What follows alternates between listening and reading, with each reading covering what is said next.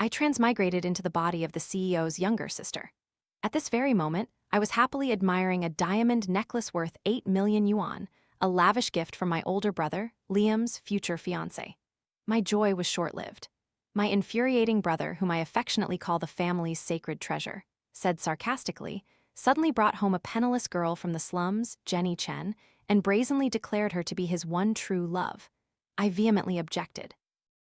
I immediately jumped off the sofa and shouted without hesitation. My father, who was moments away from exploding in fury, was momentarily speechless. All eyes in the room simultaneously turned to me. Liam, how could you do this? I quickly walked up to the intertwined couple, my eyes fixed on their clasped hands, my voice laced with bitterness. Such an important matter, why didn't you discuss it with the family first? Were you planning to wait until all the elders from both families were present before you'd finally speak up? Father taught us from a young age to act with propriety and understand boundaries. Look at yourself, acting as if you're forcing everyone's hand. It's truly unacceptable. At this, Father's expression visibly softened, his eyes showing clear satisfaction. He nodded slightly in approval. My powerful CEO brother probably never expected a sister as seemingly naive as me to utter such perceptive words to lecture him. He was dumbfounded, his face turning crimson from my words, feeling so ashamed he didn't know where to hide. I sighed, crossing my arms behind my back, and slowly added, "Furthermore, you chose such a formal occasion to announce this, not only embarrassing yourself but also showing a complete lack of respect for the lady standing beside you." My arrogant CEO brother, who had been brimming with confidence moments earlier, now hung his head, too mortified to speak. Finally, he stammered an apology. "Indeed, I didn't think this through properly. My apologies, everyone." With that, they awkwardly held hands and left the family estate. I quickly turned around, a sweet, honeyed smile instantly gracing my lips. I obediently sat down beside my brother's fiancée, Sophie Jiang. "Sophie, please don't let them bother you. Tell me more about your studies in Germany." Sophie smiled awkwardly and continued our conversation. Meanwhile, Father pulled Mr. Jiang, Sophie's father, aside, secretly discussing something. I thought that after yesterday's uproar, my brother would perhaps lie low for a while. To my surprise, the very next morning, that penniless girl brazenly appeared in our living room. If my eyes weren't deceiving me, she was even holding a filthy duck. My eyes widened in shock. I quickly slipped on my slippers and rushed down the stairs from the second floor, dramatically extending my hand like in a movie. "No, stop." To my dismay, that damn duck seemed to deliberately challenge me, immediately leaping onto my beloved plush velvet chaise lounge. It then boldly trampled the cushion, leaving several large, muddy duck footprints. I stood rooted to the spot, glaring at it, my hands clenched into fists. That chaise lounge was upholstered in high-end royal fabric, personally brought back by Father from Belgium. To avoid creasing the fabric, I usually only dared to sit on it for a maximum of 1 hour a day. Yet now, it carried the distinct stench of a rotting duck. Suddenly, a dreadful sound echoed, completely crushing the last vestiges of hope within me. It even dared to defecate on it. I wanted to kill it. Realizing the murderous glint in my eyes, Jenny quickly clutched the duck to her chest, warily staring back at me. I struggled to control the rage boiling within me, gritting my teeth. "Miss Chen, do you have any idea how expensive that filthy chaise lounge is?" Jenny straightened her neck, her face completely unapologetic. "I'm sorry, I'll work extra jobs to compensate you. You can scold me, but don't harm it." I was utterly dumbfounded. How could anyone apologize so boldly? I put a hand to my forehead, feeling like I was about to be provoked into madness. Just as I was about to argue further, the doorbell suddenly rang. Today, the butler and my parents were out, so I had to open the door myself. The moment I peeked open the door, I saw Sophie Jiang leading a grand procession of people. Yes, a whole crowd. Moreover, each person was carrying several exquisitely packaged bags of clothes and handbags, looking incredibly lavish and luxurious. Sophie took my hand, her voice soft and gentle. "Anna, I was in such a hurry yesterday, I only managed to bring you a necklace." I felt so bad, so today I called some people to buy a few more small gifts for you as a welcoming present. I only took one glance. They were all luxurious international brands, limited editions that you couldn't necessarily buy even with money. Immediately, my eyes glowed like laser beams. I excitedly ran over, examining each gift with immense delight. After tirelessly running for about 200 meters, I thought this huge procession had reached its end. To my surprise, as I turned a corner, I was shocked to discover that there was still a long, continuous line stretching behind them, with no end in sight. I turned to Sophie in astonishment, my face unable to hide my shock. She simply covered her mouth slightly, smiling a shy yet adorable smile. I didn't know which brands my Anna liked, so I accidentally bought a little bit of everything. Oh my goodness, my dear sister, you truly are my blood sister. In that moment, I rushed forward and hugged her tightly, my emotions overwhelming me to the point where tears uncontrollably streamed down my face.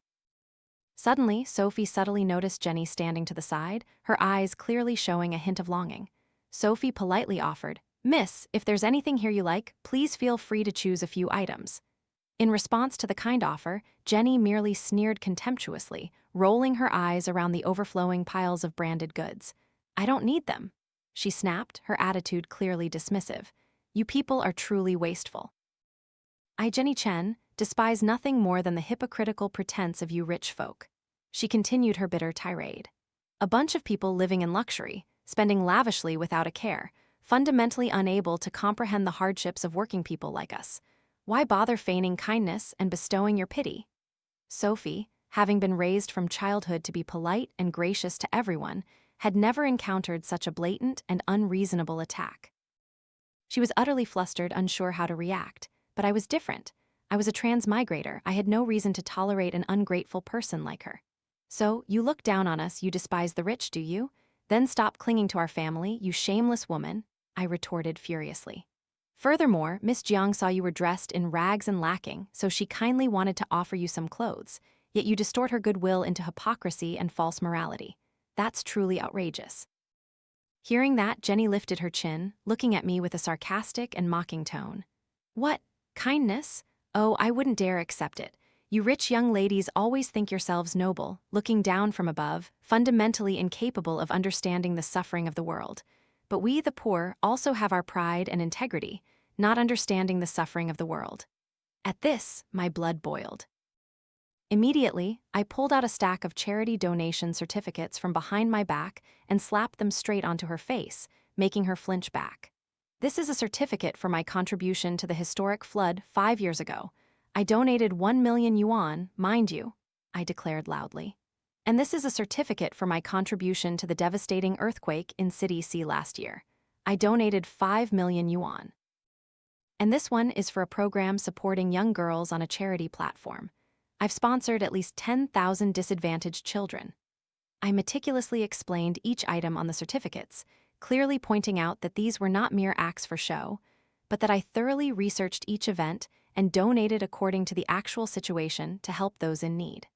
Moreover, all this money came from my own savings and the hard-earned money from my part-time jobs. "I've never asked my parents for a single penny," I emphasized. I looked her directly in the eyes, each word landing like a hammer blow. "What about you? What useful things have you done for the people, for the country, for society?" Jenny was caught off guard by my rebuttal, her face turning pale and changing colors like a palette, utterly speechless. She stammered, pointing at me, her voice suddenly weakening. "You people, you have money, of course it's easy to do these superficial things. It's all just fake." With that, Jenny glared at us angrily, then turned dramatically and ran out. I watched her receding figure until she disappeared, then turned back to Sophie, a radiant, sun-like smile gracing my face. "Sister Sophie, please stay for dinner tonight. I'll personally cook soup for you." Sophie nodded blankly, still appearing somewhat flustered. "Ah, yes, all right." I glanced at the duck I had just taken care of, a smug smile playing on my lips. Heaven has eyes. Finally, I got my revenge. An hour later, "Anna, I can't believe you can cook. And your cooking is even better than our family's 3 Michelin star chef. You're amazing," Sophie exclaimed, her eyes sparkling like stars as she took another bite of sweet and sour pork ribs, showering me with non-stop compliments. I shyly bowed my head, giggling, feeling incredibly happy. "Sister, these are just simple, home-cooked meals. I was worried you wouldn't be used to them." As the two of us happily ate and chatted, the dining room door was suddenly kicked open with brutal force. Crash! A thunderous sound echoed, startling me so much I almost dropped my chopsticks. I winced, glancing at the poor door, thinking, oh my God, that door is worth millions, no joke. Liam truly had the strength of an ox every single day. Sophie Jiang, normally I tolerate whatever you do, but this time you've truly gone too far. My brother strode directly into the dining room, his icy, dagger-like gaze fixed on Sophie, brimming with anger. Hearing that, I immediately put down my bowl and chopsticks, glancing at Chen, who was standing shyly behind him, with a look that was both perplexed and furious. Clearly, I was the one who had just thoroughly scolded her, yet she had gone to my brother to accuse Sophie. She really knows how to pick on the mild-mannered. At that moment, I utterly failed to understand what she was truly scheming. Feeling my sharp gaze upon her, Jenny timidly tugged at my brother's sleeve, deliberately feigning weakness and vulnerability, then nestled behind him, looking wronged and helpless. Liam, I didn't. Sophie, startled and pale, quickly tried to explain herself, her face filled with confusion and worry. Liam let out a cold laugh, his tone dripping with sarcasm. I was only gone for half a day, and you've already bullied Jenny to this extent, and now you're putting on an innocent act. Truly a master manipulator. The moment you open your mouth, you're quick to falsely accuse others. Sophie's eyes immediately welled up with tears. She helplessly looked at me for help, hoping I could say a few words on her behalf. Remembering the room filled with glittering branded goods, I immediately spoke up in rebuttal. Brother, how can you be so sure that Sophie bullied her? Do you have any evidence? Liam frowned irritably, replying with self-assured confidence as if it were obvious. Jenny herself told me, could that be false? Clearly, Sophie Jiang abused her position to bully Jenny until she cried buckets. Hearing these words, I just wanted to sneer. So, he had been completely brainwashed by that girl, Jenny Chen. To expose her true colors, I smirked coldly and immediately pulled up the house's surveillance camera footage from this morning for him to see. The images were clear, the camera angles diverse, and even the audio was fully recorded, not a single word missing. Even Jenny's gasps were distinctly audible. A flicker of guilt crossed Jenny's eyes, then she mumbled softly, as if trying to justify herself. This camera, it has sound too. So she thought the camera didn't have an audio recording function, which meant she could casually fabricate stories and frame others. I dramatically clutched my stomach, laughing, then deliberately shot her a contemptuous, mocking glance. Oh, you've never seen a camera with sound before? You keep saying my family is rich, so why would we be so poor as to only use cameras without audio? Seeing Jenny's face turn ghost white, I shoved my phone straight into Liam's face, forcing him to watch clearly. Look at this. It's clear that she herself said those unpleasant and rude things first, and then she dares to claim she was scared into tears. How ridiculous. Even with evidence as clear as day, Liam shamelessly stood in front of Jenny, coldly declaring, Jenny isn't good with words. You people pushed her to her limits, so she had to retort a few times. She's all alone and vulnerable, why do you have to pick on her? Fine then. So all my hard work turning on the camera and clearly explaining everything just now, it's all superfluous and meaningless, right? I glared at him, utterly speechless, unwilling to argue further. All right, your Jenny is the holiest person on earth. I apologize. Are you satisfied now? Since you've realized your mistake, Liam hadn't even finished his sentence when Jenny's piercing shriek rudely cut him off. Anna, where's my pet duck? So she finally realized her beloved duck was gone for good. I leaned back in my chair, letting out a satisfied burp, then gestured with my chin towards the pile of dry bones still on the dining table. What? Do you have a problem? Jenny nearly fainted on the spot from anger. It wasn't meant to be eaten. It's my precious pet, don't you know that? Oh, I'm so sorry. I really didn't mean to. You won't blame me, will you? I stood up, genuinely bowing my head before her, my innocent eyes blinking with remorse. Jenny suddenly buried her face in Liam's chest, sobbing uncontrollably like a child who had lost a beloved toy. Liam's face, which had just softened slightly, immediately turned icy cold. His eyes glared at me as if he wanted to devour me whole. Anna, father has spoiled you too much. You truly have no regard for anyone. You dare to do anything. Jenny, wiping her tears, choked out her story. Since I was little, I haven't had my parents by my side. I only relied on my grandparents. This duck has been with me since I was a child. It was like a friend, a family member to me. Here, she looked at me with tear-filled eyes, sobbing tragically like a pear blossom in the rain, looking utterly pitiful. Miss Anna, I know you hate me, but how could you be so cruel to it? What did it ever do wrong? As soon as she finished speaking, Liam looked at her with sorrow, then turned to me with an expression full of indignation, as if I had just committed a heinous crime worse than mass murder.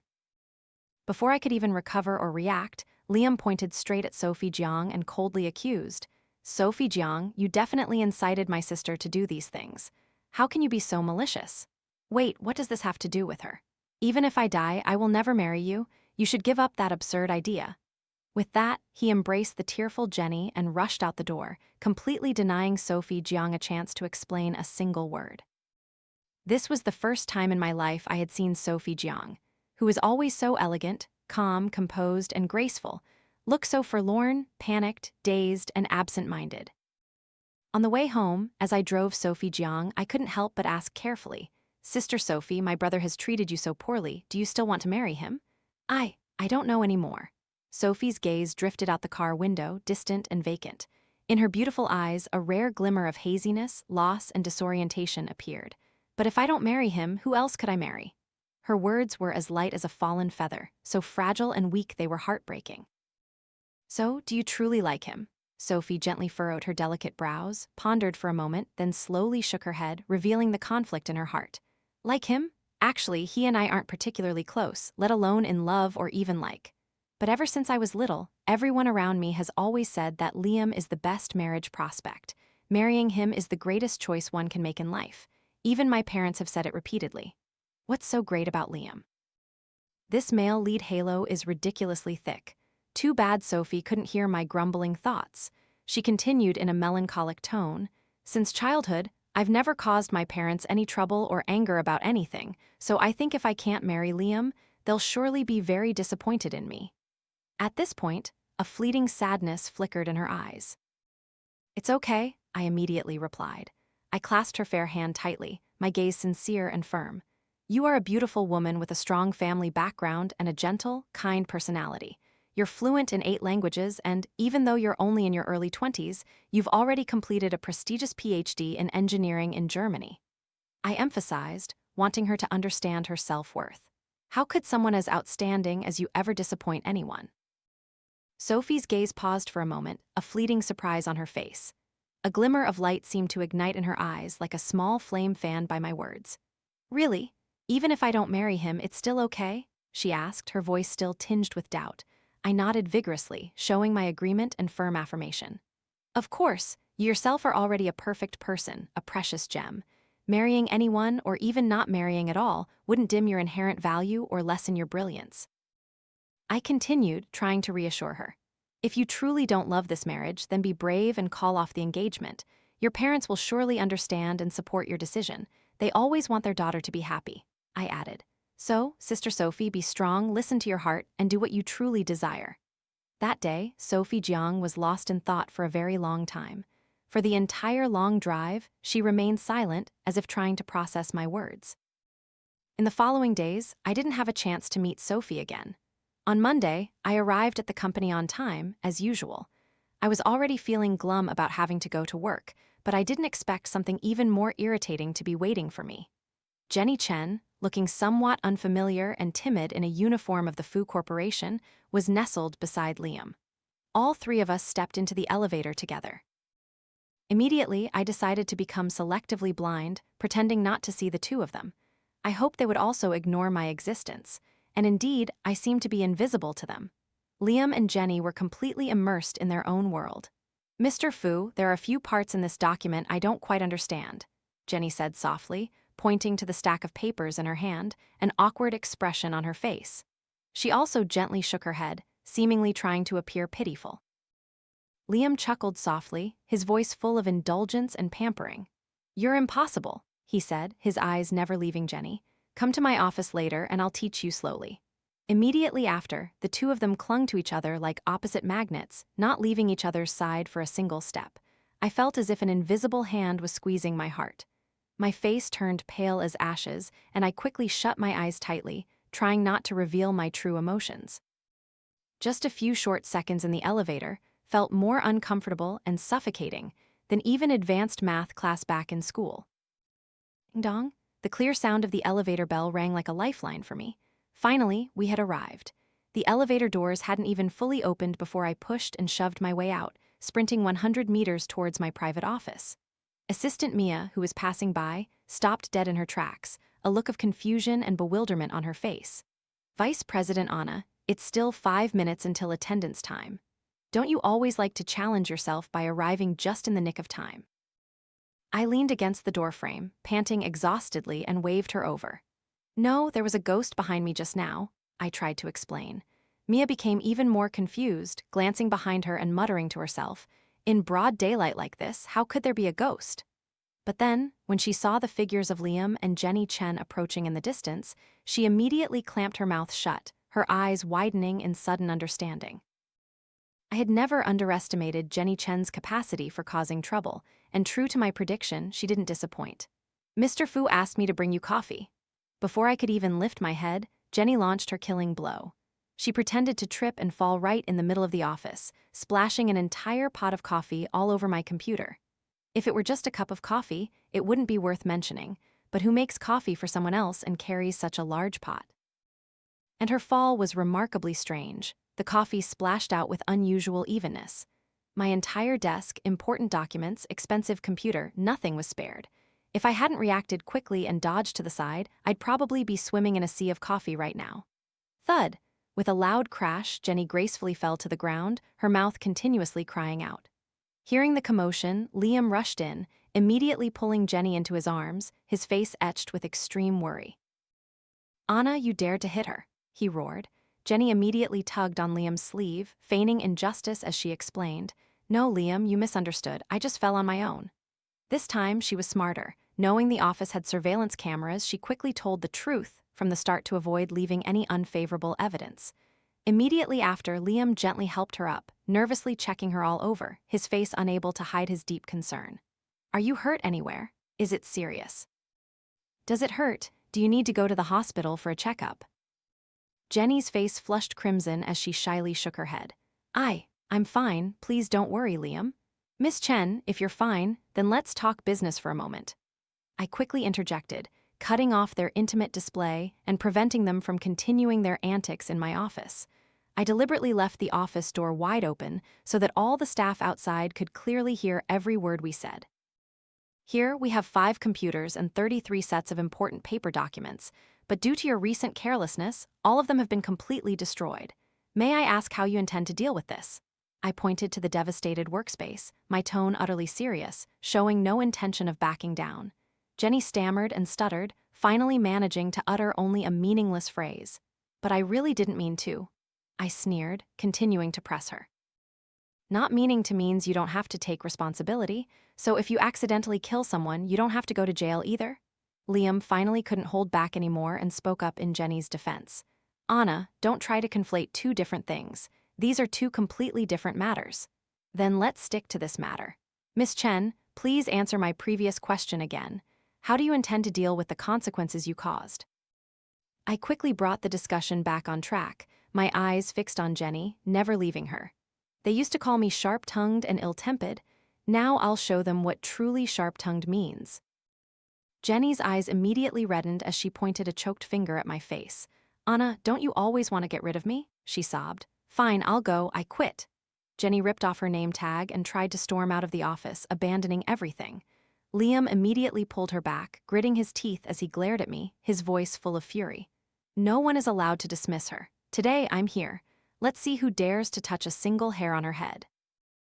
I shrugged, feigning indifference, and calmly replied, "Then, Mr. CEO, please explain how you intend to handle this incident." "Just a few documents. What's the big deal?" He scoffed at my ruined desk, his face clearly showing disdain and contempt. "The documents that have passed through my hands and yours are not ordinary or worthless. How much manpower, resources, and time will it take to recreate these documents? Can Miss Chen compensate for that?" "But Miss Chen is the one who made the mistake. Why should other employees be held responsible as well?" I deliberately spoke a little louder so that all the staff outside could clearly hear. As expected, quite a few curious employees outside peeked in to see what was happening. Sensing everyone's gazes, Liam's face immediately darkened, becoming more unsightly than ever. "Just a few documents, couldn't there be a backup?" he roared, trying to mask his embarrassment. "Of course there are, but unfortunately," I paused, deliberately emphasizing, "your brilliant assistant managed to crash all the computers that held the backups." I glanced at the 2 computers lying scattered on the floor, victims of Jenny's fateful fall. If you can't give me a reasonable explanation, then I'll have no choice but to call the police. We'll see if Miss Chen here is a spy lurking in our company. Jenny was in complete panic, clutching Liam's sleeve so tightly that her knuckles turned white, her forehead dotted with sweat. She instinctively squeezed his hand. Liam shielded her behind him, his chin raised arrogantly, and he coldly stated, "I am the CEO. If I say it's fine, then it's fine." Although Liam was the CEO, and I was only the nominal vice CEO, it was Father's intention that we both manage the company together, supporting and assisting each other to ensure the company's continuous growth. Your person caused this, and you dare to use your CEO title to pressure me? How ridiculous. What? Being a CEO means you're allowed to break company rules and regulations. I crossed my arms and leaned against the wall, calmly asking back with a challenging tone. Liam's face was as dark as the bottom of a pot. He shot me a warning glance. "Anna, don't overdo it. Everyone knows who will ultimately inherit the Fu family's legacy," he added, perhaps to threaten me. "Don't be afraid, Jenny, let's go." Watching the two of them leave together, a joyful smile spread across my lips. It seemed Jenny Chen truly held a significant place in his heart. He didn't even hesitate to use threats to protect her. That evening, when I returned home, I saw a long line of people in white uniforms standing in the courtyard. I panicked, thinking our family had offended someone, and quickly called out, "Mom, Dad, what are you shouting for?" Mother hurriedly came out, scolded me, and then explained that these were people auditioning to be chefs for the family. I curiously craned my neck to look. "Mom, why are you suddenly organizing something so grand?" She smacked me lightly on the head and reprimanded, "You silly girl, your birthday party is in half a month. I need to prepare in advance." Birthday? A birthday party? I blinked. Could it be one of those super extravagant parties only seen in TV dramas? With how wealthy our family is, it surely wouldn't be any less spectacular than in the movies. My mood visibly improved. Even going to work felt more interesting. To be able to enjoy myself fully after the birthday party, I worked day and night for half a month straight, completing all the work for the next 3 months. On my birthday, I wore a beautiful dress and ran to embrace Sophie Jiang, whom I hadn't seen in days. She seemed to have lost a little weight, but there was something different in her eyes compared to before. Indeed, this was the most magnificent birthday party I had ever witnessed in my life. A large-scale fireworks display, thousands of drones forming luminous images in the night sky. The banquet tables stretched across 2 floors, along with a 3-meter-tall castle-shaped birthday cake, so splendid and grand it was breathtaking. As I smiled, happily receiving well wishes from everyone, closing my eyes and clasping my hands to make my birthday wish, Jenny Chen's shrill voice echoed from afar, shattering the joyous atmosphere. "Is such a huge cake just for Miss Fu? I think it's a bit wasteful." The moment her words ended, everyone present and, of course, I included unanimously turned their heads, their gazes fixed on her. Jenny Chen seemed to mistakenly believe that her words had resonated with the crowd. She proudly took a step forward, blocking me, and spoke in a lecturing tone. "Miss Fu, do you know how much money an extravagant party like this costs? That birthday cake alone is enough for an average family to live comfortably for an entire year." Then she turned to the assembled guests, her voice becoming emotional, as if performing a tragic play. "Have any of you ever thought about the impoverished children living in remote mountain areas? Yet here we are, daring to feast and squander like this." The moment she finished speaking, her eyes were already red-rimmed and tearful, looking as if the slightest provocation would make tears stream down. Whispers began to spread among the guests, and the atmosphere in the hall gradually became noisy and somewhat chaotic. Jenny quickly glanced at me, a triumphant smile playing on her lips, her eyes gleaming with absolute confidence. In response, I flashed a bright smile, opening my arms wide as I walked towards her. Jenny seemed surprised, awkwardly mimicking my action, extending her arms as if expecting a hug. However, I glided past her, moving to embrace a small, simply dressed girl standing behind her. Behind that little girl was a group of other adorable children. All their eyes sparkled as they looked at me with delight. "Miss Fu, thank you for inviting us to your birthday party. We don't have anything precious, so we just brought a little local specialty from our hometown as a token of our sincerity." A suntanned woman with short hair came forward last, carrying 2 seemingly heavy bags. "I told everyone not to bring anything. Your presence here is already the most precious gift." I quickly rushed to take the items from her hands, completely oblivious to my pristine white dress getting stained with mud. No, no, if it weren't for Miss Fu, how would these children ever have the chance to come to a big city like this? She quickly waved her hand, her face radiant with a genuine smile. The journey was so long, you must all be hungry.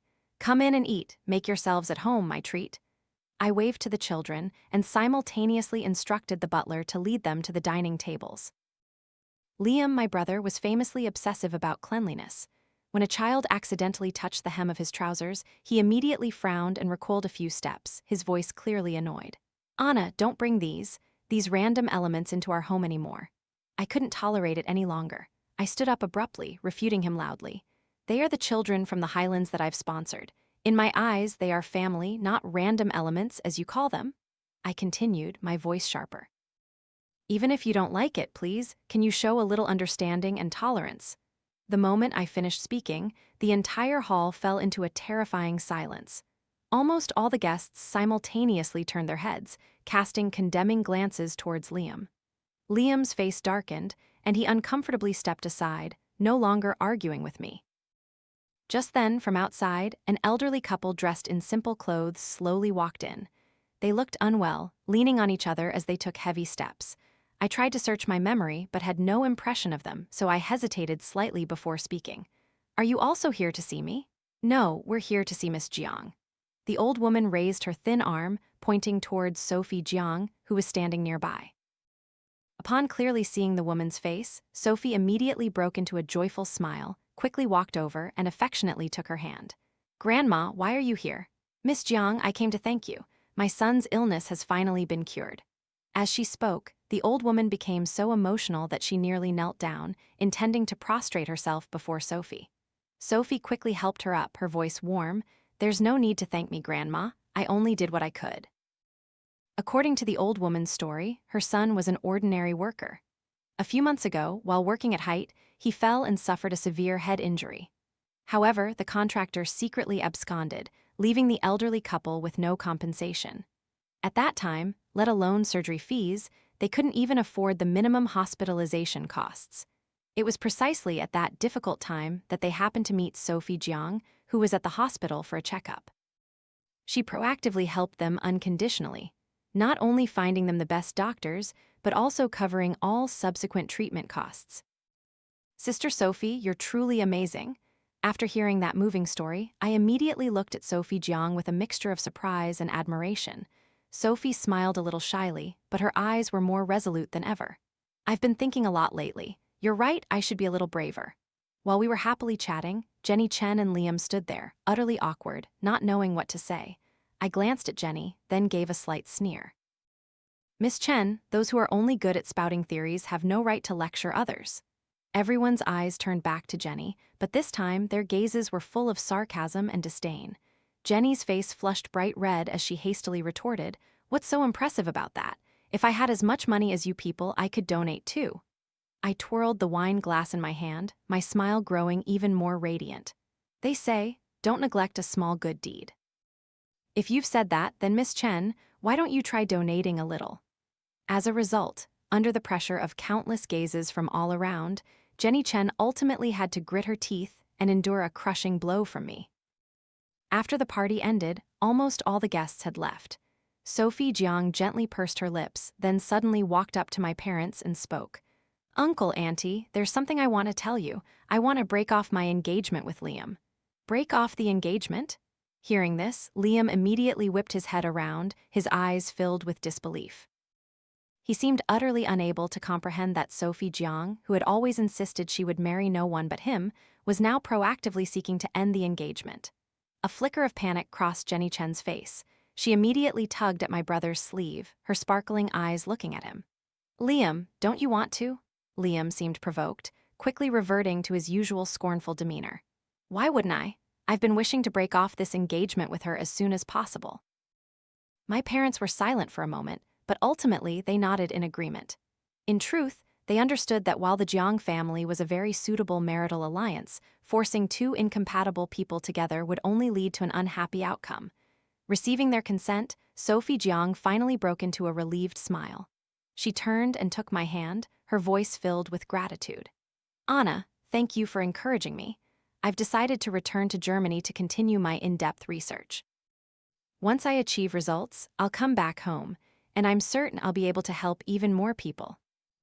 The next day, Chen also left. She left Liam a letter that read, "Liam, this place ultimately doesn't belong to me. I want to find a place that can embrace me. Don't look for me anymore." Liam clenched the letter in his hand, then violently threw it to the ground, his face filled with murderous intent. "Mobilize all the helicopters in the family.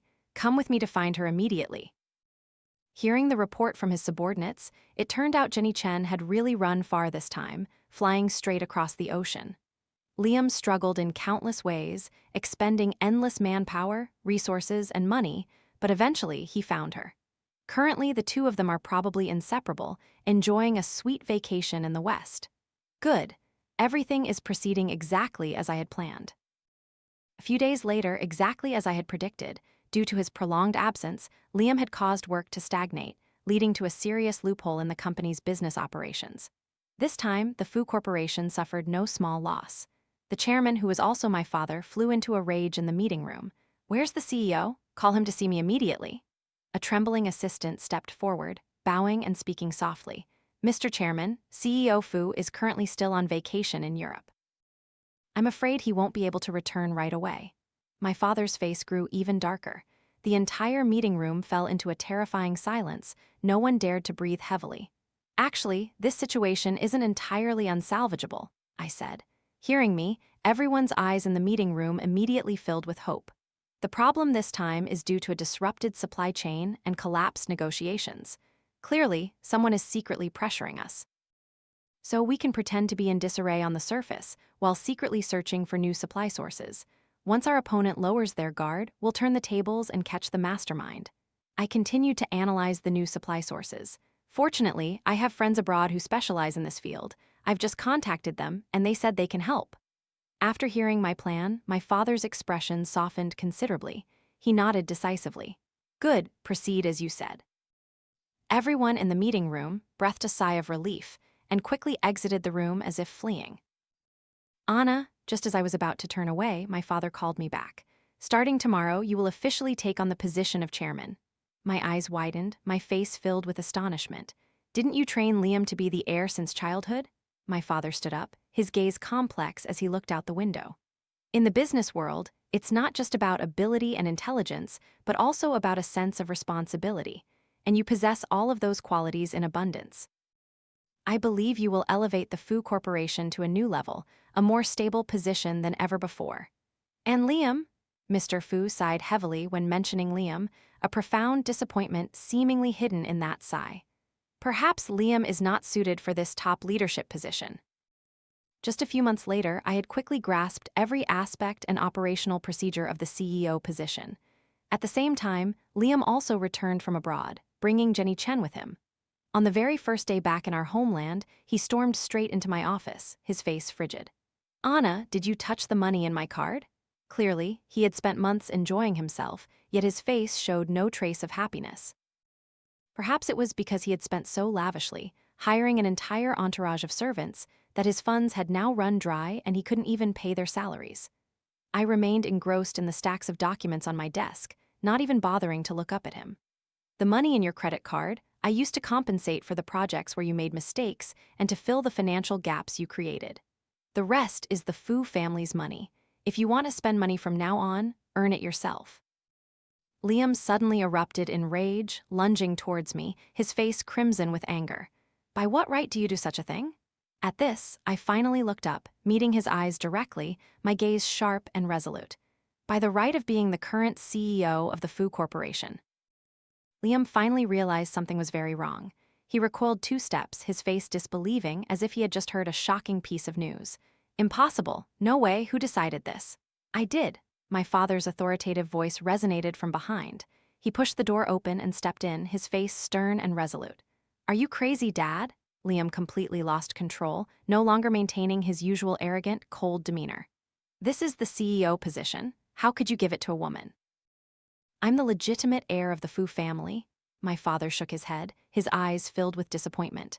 "In a company, true ability is what decides everything, and my daughter Anna is far more suited for this position than you are." The corners of Liam's eyes turned red, and his face gradually contorted with anger and bitterness. He laughed like a madman, muttering to himself, "Good, good, I don't want this family anymore." Hearing this, Chen hurriedly rushed to stop Liam, trying to soothe his anger. "Liam, don't get so agitated. How about you apologize to Uncle?" Indeed, living up to her reputation as a romantic novel heroine, Chen truly knew how to pick her moments. She knew whether to prioritize reputation or wealth at this point. But who was my brother? He was a young master pampered since childhood, always wanting everything to go his way, never having bowed his head to anyone. It had always been others who apologized to him. There was no way he would admit fault. "Jenny, I will never bow down to him. From now on, even if I starve on the streets, I will never return to this house, never set foot in the Fu Corporation again," Liam declared decisively. This time, he truly was determined to leave. After they left that afternoon, Chen came to find me once more. She wanted to beg me to give Liam another chance to let him return to the Fu Corporation. I still remembered something Miss Chen had once said: "As long as I can be with Liam, even if we have nothing, I'll accept it." Those words truly moved me, so I wished the two of them a happy life together, a fulfilling existence. I smiled as I said this, then without hesitation, slammed the villa door shut in her face. Time flew by in the blink of an eye, and another spring arrived. "What are you doing? Let me go. This is my family's company. Do you believe I'll fire all of you?" A man with disheveled hair and a filthy face stood blocking the company gate, screaming wildly like a lunatic. I stood watching the man, whose arms were restrained by security guards, and smiled as I waved. "Brother, long time no see." "Anna, you're despicable and shameless. Give me back that position. Give it back to me now." The moment he saw me, the man seemed agitated, struggling wildly like a caged lion. "Brother, everything you've lost you threw away yourself. How can you blame me?" I said indifferently, standing in my elevated position, looking down at him. "Liam, why are you here again?" a weak voice called out. Chen appeared at the company gate, holding a child, walking with difficulty. Her face was haggard, her body thin and pale. Her current pathetic state closely resembled how she looked when I first met her, only without the vibrant, fresh look she once had. Liam, having just been humiliated by me and still in a fit of rage, suddenly shook off the two security guards, turned and grabbed Jenny's collar, completely disregarding the baby in her arms. He violently shook her. "It's all your fault, you wicked woman. You've ruined me. If it weren't for you, I wouldn't be like this. It's all your fault." Liam roared like a wild beast, unexpectedly landing a cruel punch on her. The sudden punch almost sent Jenny flying. The baby in her arms nearly fell to the ground. Fortunately, she desperately held on to it. Watching the two of them in such a pathetic situation, I calmly spoke. "Call the police." I wasn't surprised by Liam's tragic end. The business world is inherently a brutal battlefield where people only treat those with power and money well. Losing the Fu Corporation as his backing, no one cared about him anymore. Furthermore, his arrogant and overbearing attitude from before had caused him to offend quite a few people. Thus, when he fell on hard times, his old partners eagerly trampled all over him. Now, Liam was not only broke but also deeply in debt. However, he wasn't entirely empty-handed. After all, he had gained the love he had always yearned for. "Isn't that right, Mr. Vice President? Miss Jiang will land in 20 minutes. I watched Liam's figure being escorted away by the police, a faint, gentle smile playing on my lips. "Let's go to the airport." In life, beyond love and marriage, there are still so many things worth looking forward to.